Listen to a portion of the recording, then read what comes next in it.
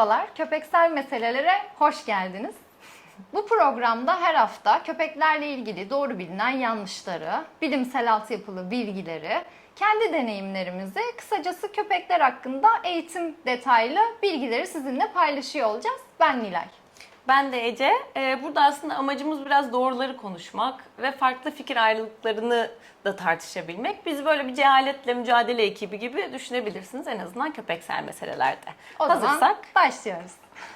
Bugünkü konu ilk videoda olduğu için köpek gezdirme ve yürütmeyi seçtik. En önemli konulardan bir tanesi. Yani buna zaman zaman zaten mutlaka geri geleceğimiz konulardan bir tanesi olacak. Köpekler kesinlikle gezdirilmiyorlar. Gezdirilmeyen köpeklerin bir sürü davranış problemleri çıkıyor. Bu davranış problemlerinin sebebini de sahipler sürekli neden acaba diye araştırıyorlar ama tek nedeni gezinti. Yani köpeğin en temel ihtiyacı olan şeyden bahsediyoruz, gezinti ihtiyacından. Çok gördüğümüz bir problem köpeklerin kokulardan çok fazla çekmesi insanları. Ay o pis, ay bu pis, işte ay çişi koklamasın, dışkıya yaklaşmasın gibi bir durum oluşuyor ama bu da yapılabilecek en kötü şeylerden bir tanesi. Çünkü köpeklerin, ya bizim için göz neyse köpekler için burun o. Bir örnekle anlatmak istiyoruz. İnsanlarda yaklaşık 40 milyon koku reseptörü varken köpeklerde bu sayı yaklaşık 2 milyar. Ve hatta onlarda kokuya adanmış başka bir organ var bizde olmayan. Şimdi bu 40 milyon 2 milyarı da şöyle bir yıl şeyiyle göstermek istiyoruz. Milyar. Saniye olarak insanlardaki 40 milyon yaklaşık 15 ay veya 1 yıl 3 aya eşit. Köpeklerdeki 2 milyar 759 ay veya 63.4 yıl. Böyle bir farktan bahsediyoruz. O siz masada yemek yerken vermemek başka günün konusu olsun ama yazık değil mi onlara? Diyelim yani çekiştirmeyin. Can bu, çeker. Değil mi? Burunları bu kadar güçlü hayvanlardan bahsediyoruz. Bırakın onlar koklasın. Onu geçtim. Çok araştırma zaten var. Davranış bozukluklarının temelinde gerçekten de bu yatıyor. Çünkü uzun uzun koklayabilen köpeklerde inanılmaz bir dopamin, endorfin, oksitosin salgılanıyor. Bütün bunlar mutluluk hormonu. O yüzden reaktivite ve agresyon gibi problemler de varsa en iyi yapabileceğiniz şey koku oyunları ya da dışarıda koklamalarına müsaade etmek. Bir kere biz insan olarak bile bazen şehir hayatında sıkışıp kalıp toprağa şöyle çıplak ayakla çimlere basmak istiyoruz. Neden? İşte enerjimizi dengeliyor ve köpek de doğaya ihtiyacı var. Yani beton koklatın demiyoruz tabii ki de ama orada eğer bir köpek tuvaletini yapmışsa bir dondurma düşmüş olabilir. Sizin görmediğiniz bir yağmurla silinmiş bir iz olabilir ama kokusu orada kaldığı için köpeğiniz onu algılamış olabilir. Ama siz oradan ısrarla çektiğinizde birincisi iletişim eksikliği yaratıyorsunuz. Köpeğinize sürekli bir negatif vererek hadi dayatma vererek köpekte bir şeyleri sürekli yarım bırakıyoruz ve daha o dataya ulaşamadan köpek devam ediyor. Daha başka bir şeye fazlasıyla çekiştirmeye başlıyor. O yüzden biraz izin vermek gerekiyor. İstemeden şartlanma konusu. Özellikle gezdirmelerde köpeğim çok çekiştiriyor diyenler için burayı ayıralım. Şöyle bir şey oluyor. Şimdi şartlanma zaten köpek eğitiminin temeli. Şimdi köpekler koklamak istedikleri alana çektikleri zaman orada bir baskı hissediyorlar. O baskı bir süre sonra istedikleri şeye ulaştıklarından ötürü pozitifleşmeye başlıyor ve istemeden şartlamış oluyorsunuz. Yani köpek diyor ki çekip bu rahatsızlığı hissedersem istediğime ulaşacağım ve orada istediğine ulaştığında da dopamin, mutluluk hormonları salgıladığı için bu rahatsızlık hissini onunla bağdaştırıyor ve daha çok çekmeye başlıyor. O yüzden bu hep aklınızda olsun. Biraz da davranış problemlerinin neler olabileceğini de anlatalım. Gezinti temeli olduğu için bu işin çok geniş bir konu. Köpeklerde size bahsedebileceğimiz bazı vurgu yani imza olan bazı davranışlar var. Herkesin başına gelmiştir. Örneğin evde köpeğim çok fazla kemiriyor, ne yapmalıyım? Çünkü gezinti rutini yok. Yani aslında bunu söylememin sebebi soruların cevabı olarak hep gezinti rutinimiz yok cevabını, yanıtını alıyor olma. Ya da zihinsel egzersizine izin verilmemesi gezinti esnasında. Evet. Ya da oyun ihtiyacının zaten birçoğu eve pede tuvaletini yaptığı için köpekte yine davranış problemi doğuruyor. Çünkü dışarıda hani hiçbir şey yok. Zaten her şey evde. Bütün güvenli olan ortam ve sunulanlar evde. Köpek otomatik olarak dışarıyı da aslında olumsuz bir hale getiriyor zihninde. Yani neden çıkayım? Her şeyim evde diyor. Özellikle evet eksik sosyalizasyonda geçerli bu. Bazıları da çünkü tam tersine dışarıda bütün güzel şeyler olduğu Eksik için. sosyalizasyon da yine gezintiye bağlanmıyor mu aslında? Aynen öyle tabii ki. Yani Yani hani güvenli dolaşıp- alan Evet. dışına hiç çıkarılmamış köpekte de problem çıkıyor veya işte gezintide rutin olmayan köpekte de o soru işaretleri konusuna dönüyor birazcık olaylar. Havlamak. Dışarıdan herhangi bir şey görüp havlayabiliyor. Eve gelen insanların üzerine atlayabiliyor. Onun haricinde dışarı çıkardığımızda bahsettiğimiz gibi çekiştirme gibi davranışlar gösterebiliyorlar. Dışarıda aynı zamanda türdeşleriyle de olan ilişkilerinde gezinti egzersizi ve koklamayı hayatından çıkardığımız için çok daha hiperaktif davranışlar sergileyebiliyorlar. Bunlar totalinde zaten davranış problemi olarak adlandırılıyor. Ama oysa ki ben bunu davranış problemi görmüyorum. Ben de. Hiç. Bu aslında köpeğin doğasında sergilediği ve öğretilmemiş bir Ve davranış. ihtiyaçlarının karşılanmadığına dair eğitmenler olarak bize en büyük mesajı zaten bu veriyor. Yani bir sürü bunun gibi davranış problemi listeliyorlar. Diyoruz ki gezinti rutini nasıl? Zihinsel egzersiz yapıyor mu? Ve gezintide hani koklamasına müsaade ediyor musunuz? Genellikle cevaplar zaten Hayır. işte her gün çıkmıyoruz. İşte bahçemiz var. Bizimki çok küçük gibi çok Evet. gereksiz cevaplar geliyor açıkçası ve Yani konu dediğim gibi Gezdirmek yani, bunun çözüm. için daha büyük bir konu başlığı oluşturacağız zaten mutlaka. Çünkü Bu daha iş video. kayışların türleri, gezinti nasıl olmalı, karşılıklı olarak köpekle nasıl interaktif bir gezinti ve doğru bir gezinti programı oluşturabilirsiniz üzerine. Köpekler sence günde kaç saat, hangi aralıklarla dışarı çıkmalı? Şimdi bu sorunun cevabı birazcık karmaşık çünkü mutlaka yaşlara göre ayırmak gerekiyor. Şimdi bunun bir altını çizelim. Evet. Yaşlara göre ayırıyoruz. Şimdi yavrulardan başlayalım. Ped kullanmaya bayılan eğitmenler değiliz. Fakat tabii veteriner hekimlerimiz de Bir parantez oraya açalım, o önemli. Evet. Çünkü sağlık işin içine giriyor. evet sonuç olarak Türkiye'de Yavru yaşıyoruz. köpekten bahsediyorsak eğer, Yere koymayın. En büyük zaten herkesin duyduğu, bildiği konudur. Şimdi yere koymayın ama ped kullanmak zorundaysanız bu kısmını anlayabilirim. Fakat her gün şu sosyalizasyon için Allah aşkına kucakta şu köpekleri bir 10 dakika gezdirin. Bir farklı sesler ve görseller görsünler.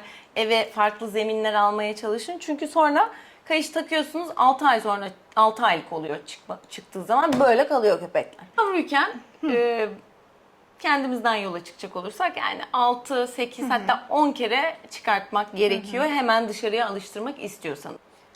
ben hatırlıyorum Pet mesela kullanmadan diye düşünüyorum ama işte pet kullanmadan Ragnar'da zor tabii ki. gece 2 saat aralıklarla alarm kurup mesela tuvalete çıkardım. Hani Evet. o zaman tabii ki de aşı programı, karma aşıları, kuduz aşıları yeteri kadar yapılmıştı. Evet aslında Son erken bunları zamanlarıydı. yaptırıp bitirmek gerekiyor. O sosyalizasyon dönemini kaçırmadan önce ve hani son kısmında belki kucakta çıkararak hemen çok hızlı bir şekilde günde 8-10 kere benim genellikle verdiğim tavsiye budur dışarıya çıkartın.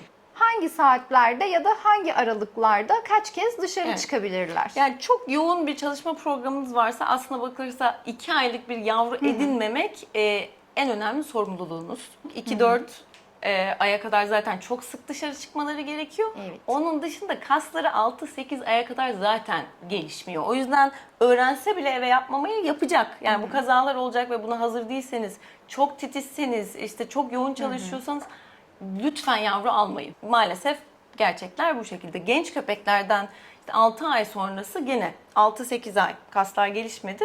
O yüzden hala çok sık dışarı çıkıyor olmaları gerekir. Yani bence günde gene bir 5-6 kere çıkmaları çok önemli. Köpeklerde de metabolizma yine hızlı çalıştığı için, hele ki yavru köpeklerde, genç Evet. ergen köpeklerde, o yüzden sık dışarı çıkması hem ilerleyen yaşlardaki mesane problemleri mesela en Evet. basiti, bunun daha önüne geçebiliyorsunuz. Yani o mesane problemlerini uzatabiliyorsunuz aslında ve genç de olsa yaşlı da olsa köpeğin en temel ihtiyacı yine tuvalet ihtiyacı.